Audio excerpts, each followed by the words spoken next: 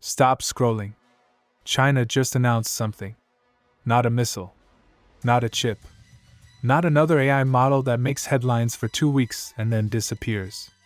A material. I know. You're already skeptical. A material sounds like the boring part. The science class part. The part that doesn't matter. Stay right here. Because in the next few minutes, I'm going to show you why this one material touches drones, fighter jets, humanoid robots, and the balance of global power, and why most people will scroll past this story without ever realizing what just moved underneath them. Let's go. Here's the thing nobody tells you about the global technology race. Everyone watches the chip war, the AI race, the hypersonic missiles, the satellite programs. Those things matter. Yes. But underneath all of it, underneath every advanced machine, every next-generation weapon, every autonomous system, there is a different war happening. A quieter war. A slower war. And in many ways, a more decisive one. The war over materials. And here is the brutal truth about that war. A drone can have perfect AI, perfect targeting, perfect navigation software. But if the frame holding it together is too heavy, all of that intelligence dies in the air. A fighter jet can carry the most advanced avionics ever designed. But if the airframe weighs too much in the wrong places, you lose range. You lose payload. You lose the engagement before it starts. Materials are not the boring foundation underneath the exciting technology. Materials are the technology. They determine what is possible before a single line of code gets written, before a single weapon gets designed, before a single mission gets planned. And for decades, one material has sat at the top of that hierarchy. In aerospace, in defense, in the most demanding manufacturing on the planet. Not steel, not aluminum, not titanium, carbon fiber.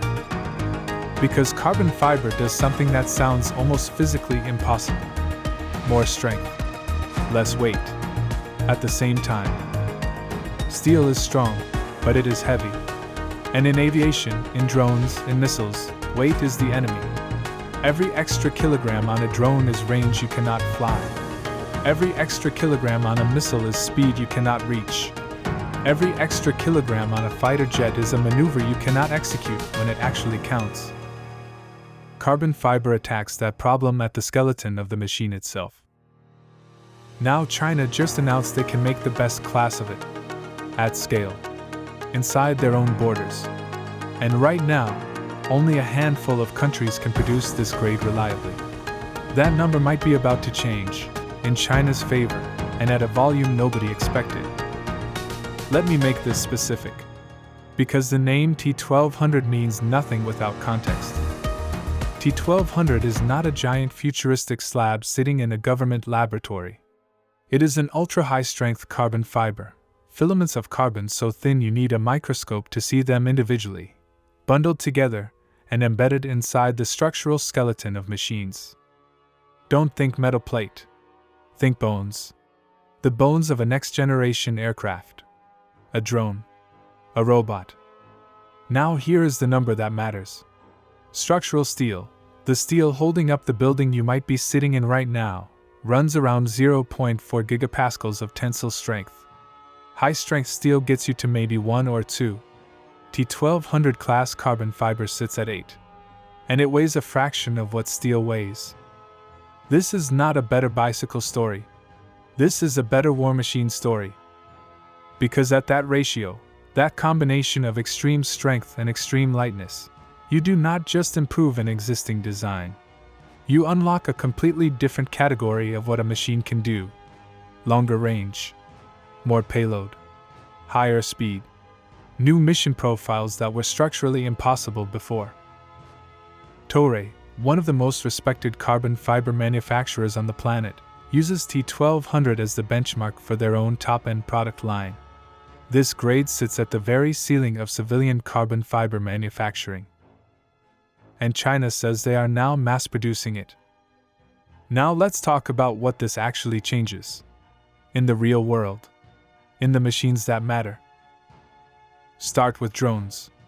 China's own announcement listed the low-altitude economy as the first target sector, their term for drones, electric aerial vehicles, and next-generation unmanned platforms.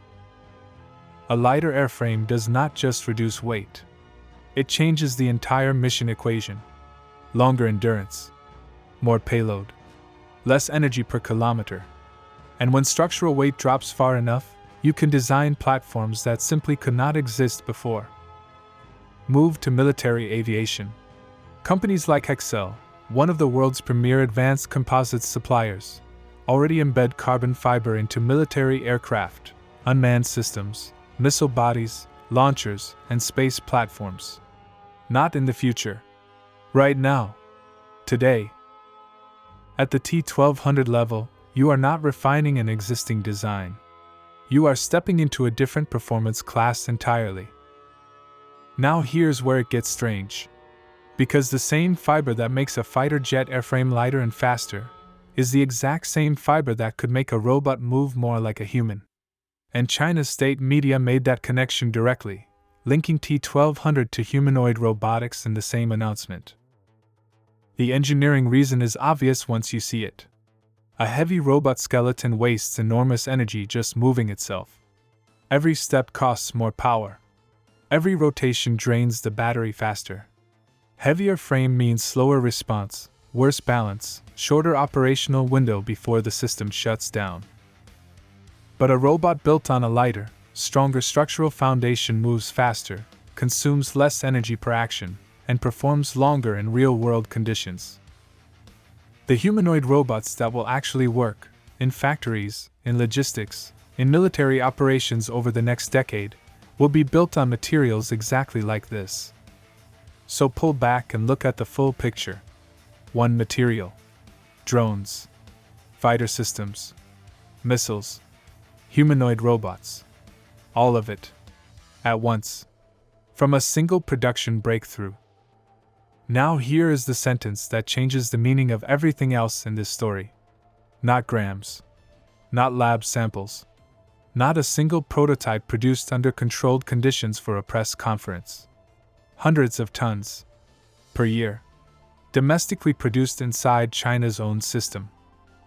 That is the moment this stops being a science announcement. Because once a country can mass produce a strategic material at this level, something fundamental shifts in the equation. They stop needing anyone's permission to keep building. We have seen this exact dynamic before, and the consequences were real.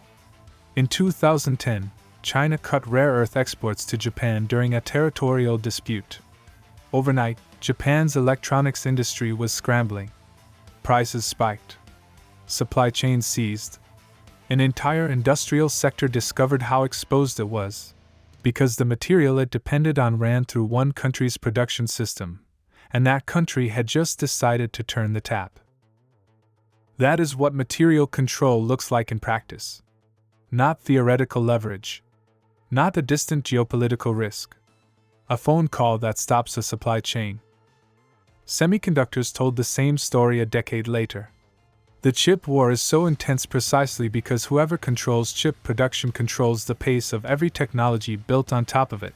AI, defense systems, telecommunications, autonomous vehicles. All of it depends on the chip. Control the chip, and you hold the throttle. Carbon fiber is now entering that same category.